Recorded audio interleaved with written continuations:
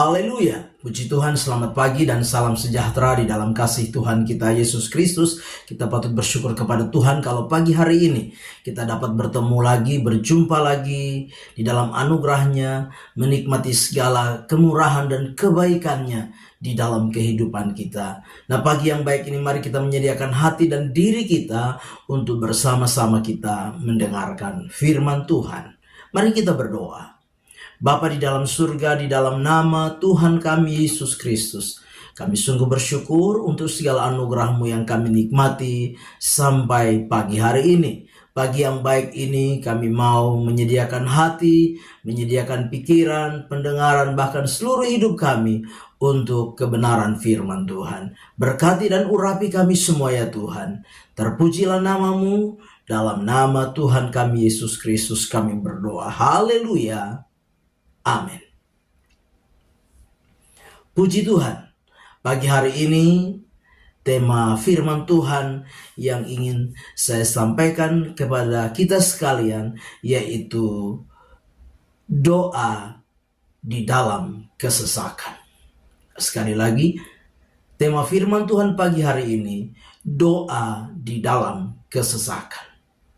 Dan kita perhatikan bersama-sama firman Tuhan di dalam Mazmur pasal yang ke-17, Mazmur 17 ayat yang ke-1 dan ayat yang kedua. Mazmur 17 ayat 1 dan ayat yang kedua, demikian firman Tuhan. Doa Daud, dengarkanlah Tuhan perkara yang benar, perhatikanlah seruanku, berilah telinga akan doaku, dari bibir yang tidak menipu. Daripada mula kiranya datang penghakiman, matamu kiranya melihat apa yang benar. Nah, Bapak Ibu jemaat yang kekasih di dalam Tuhan kita Yesus Kristus, kalau kita berbicara tentang doa, maka saya percaya sebagai orang-orang percaya, kita tidak pernah lepas dari yang namanya doa. Nah, setiap kita pasti punya pergumulan, setiap kita pasti punya masalah, setiap kita pasti punya kesesakan, kesulitan di dalam hidup ini. Sebagaimana juga yang terjadi dan dialami oleh Daud. Nah, lewat firman Tuhan pagi hari ini, kita akan sama-sama belajar tentang isi doa daripada Daud. Sekali lagi, lewat firman Tuhan di dalam Mazmur 17, pagi hari ini kita akan sama-sama belajar isi doa daripada Daud. Isi doa daripada Daud yang pertama, Daud meminta Tuhan memeriksa hatinya. Sekali lagi. Yang pertama, Daud meminta Tuhan memeriksa hatinya. Di dalam ayat yang ketiga sampai ayat yang keenam kita bisa baca di sana. Daud menyatakan demikian. Bila engkau menguji hatiku, memeriksa pada waktu malam, dan menyelidiki aku, maka engkau tidak akan menemui sesuatu kejahatan. Mulutku tidak terlanjur. Jadi isi doa yang pertama dari Raja Daud yaitu Daud mengizinkan Tuhan untuk memeriksa kehidupannya. Daud di dalam sebuah keyakinan menyampaikan kepada Tuhan bahwa hatinya adalah hati yang benar. Kehidupannya adalah kehidupan yang benar. Dia berbeda dengan orang-orang fasik. Dia berbeda dengan orang-orang yang tidak mengenal Tuhan. Ini hal yang luar biasa. Yang pagi hari ini perlu menjadi sebuah perenungan bagi kita ketika kita datang kepada Tuhan di dalam doa kita kepada-Nya. Daud mengizinkan Tuhan memeriksa hatinya. Daud mengizinkan Tuhan menyelidiki kehidupannya. Dia meyakini bahwa dia hidup ada di dalam jalan Tuhan. Dia meyakini dan menyampaikan kepada Tuhan bahwa dia hidup di jalan-jalan Tuhan. Dia hidup benar di mata Tuhan.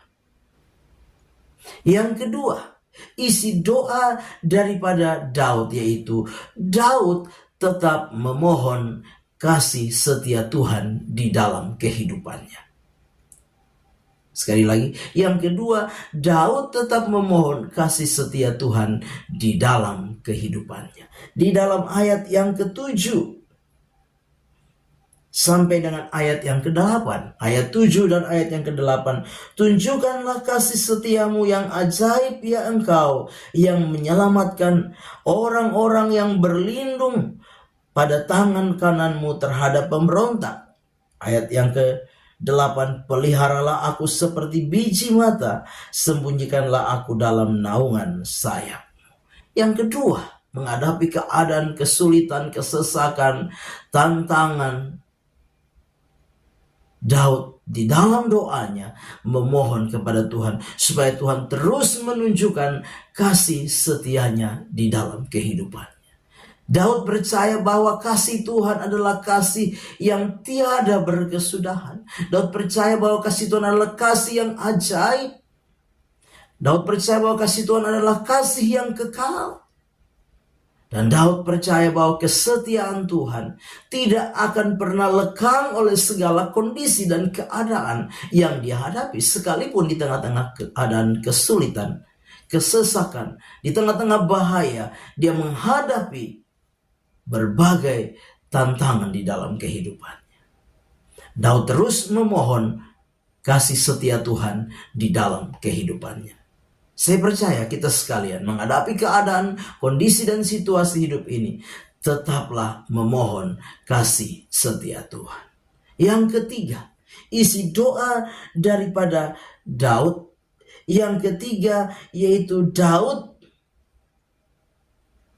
percaya bahwa Tuhan tetap mengasihi dia.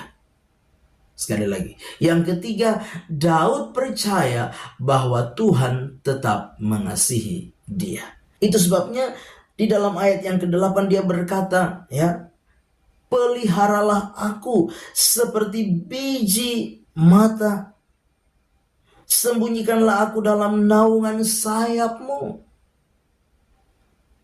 Daud menyadari bahwa keadaan, kondisi dan situasi yang dia hadapi tidak membatasi bahwa Tuhan tidak lagi mengasihi dia.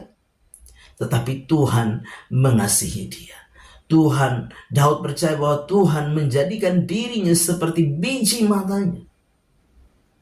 Itu sebabnya dia yakin bahwa Tuhan akan terus memeliharanya, menjaganya, menaunginya. Menjauhkannya dari apa? Dari musuh-musuhnya, dari orang-orang yang berikhtiar untuk apa? Untuk membunuh dia. Dia percaya bahwa Tuhan akan senantiasa membentenginya, menudunginya, seperti Tuhan menjaga biji mata. Dan Bapak Ibu jemaat yang kekasih, pagi hari ini mari kita belajar lewat firman Tuhan. Untuk kita menyadari di dalam doa-doa kita, biarlah kita belajar seperti Daud untuk senantiasa menaikkan seruan doa kita kepada Tuhan. Membiarkan Tuhan menyelidiki hati kita, memeriksa hati kita, memeriksa kehidupan kita. Yang kedua, tetaplah memohon kasih setia Tuhan di dalam kehidupan ini. Dan yang ketiga, yakinlah bahwa Tuhan tetap mengasihi kita, menjadikan kita sebagai biji matanya. Amin. Mari kita berdoa. Bapa di dalam surga, terima kasih untuk firman Tuhan yang sudah kami dengar.